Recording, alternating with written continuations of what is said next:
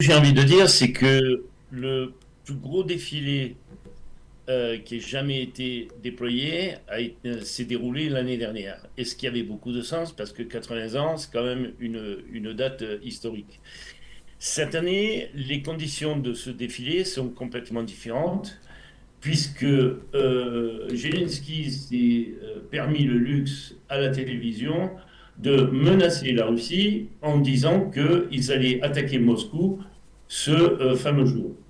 De ce fait, Moscou a dû prendre certaines précautions, notamment prévenir Zelensky que si c'était le cas, le retour de bâton serait significatif. C'est une des raisons d'ailleurs pour lesquelles ils ont annoncé à toutes les chancelleries à Kiev de devoir évacuer parce que si jamais cette attaque prenait lieu, il y aurait donc une attaque significative de la Russie qui a menacé de frapper le centre de Kiev avec un missile Rojnik. Donc, c'est une des raisons pour lesquelles certainement il y a un huis clos qui a été établi et que le défilé n'a pas eu l'ampleur significative qu'on avait pu voir les années précédentes. Ça, c'est le premier point. Le deuxième point aussi, c'est que du fait du futur déploiement de forces qui va être mis en place au début de l'été pour pouvoir faire en sorte que Kiev mette les genoux à terre, je suppose que tout le matériel nécessaire pour le faire a été mobilisé et en passe de rentrer sur le front. C'est certainement une des raisons pour laquelle Vladimir Poutine n'a pas voulu exposer le matériel nécessaire à un défilé conséquent.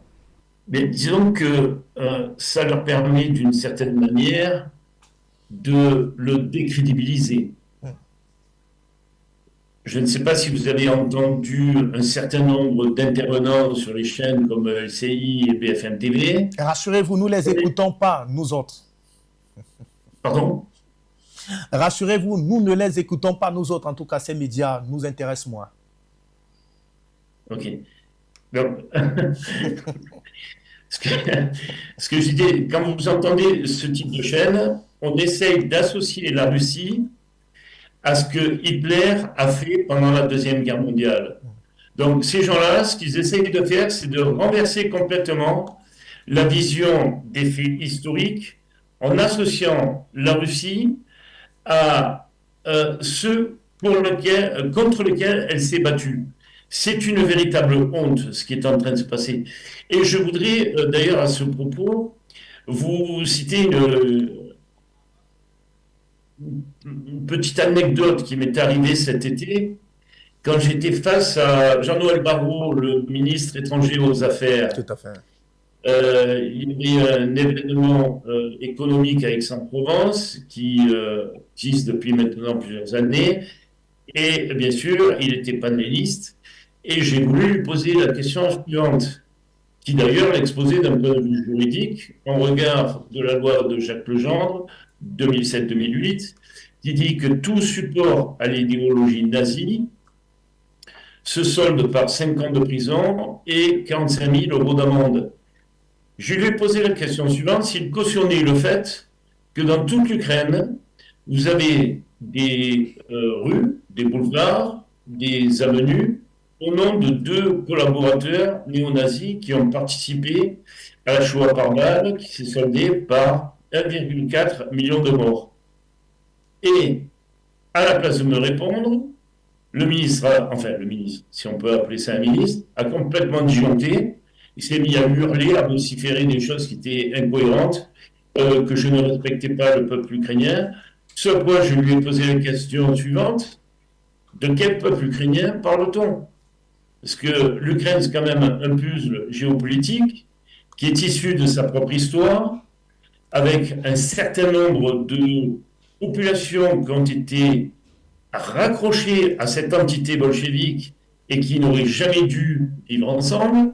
Vous avez par exemple le Donbass qui est russe, vous avez la Transcarpathie qui est hongroise, le centre-sud de l'Ukraine qui est roumaine, vous avez la Volhynie, la Galicie qui est en partie polonaise. Donc en fait, il n'y a pas d'entité véritable, il n'y a pas d'unité ukrainienne au sens où on peut l'entendre chez les Russes.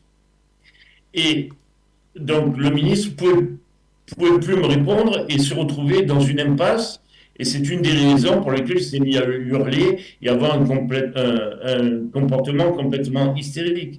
Donc, l'Occident aujourd'hui, face à ces contradictions, ne sait plus comment gérer cette affaire-là. Et c'est une des raisons pour lesquelles ils essayent d'utiliser des biais cognitifs ou de communication pour essayer en fait de renverser l'effet de l'histoire. Et on s'aperçoit d'une chose, c'est que à la sortie, ils essayent de constituer une entité qui ne tient pas debout d'un point de vue historique. Les populations, d'ailleurs, européennes, sont en train de se rendre compte de la gabegie de cette affaire ukrainienne qui est supportée par des affaires de corruption absolument épouvantables. On le voit par exemple ce qui se passe avec Yermak depuis quelques semaines maintenant. On voit des populations européennes qui ne peuvent plus soutenir leur mode de vie parce que l'inflation du fait du coût des énergies est telle que les gens ne s'en sortent plus. Ils ne peuvent même plus aller travailler parce que le coût de transport est rédhibitoire. Vous avez en France 45% des populations qui aujourd'hui n'arrivent pas à joindre les deux bouts, avec des parents qui sont obligés de se priver de nourriture pour pouvoir faire manger leurs enfants. Donc tout ce monde-là est en train de s'effondrer et on voit des leaders qui essayent en fait de continuer sur cette logique guerrière avec des populations qui, à un moment donné, vont basculer et vont faire comme ce qui est en train de se passer en Angleterre, à se rebeller et à foutre dehors les gens qui sont au pouvoir. Donc, ils essayent de détruire l'image d'un président, alors qu'en fait, c'est eux-mêmes qui s'autodétruisent parce que les économies européennes ne tiennent plus la route, elles se sont endettées jusqu'au cou et leur modèle ne va nulle part.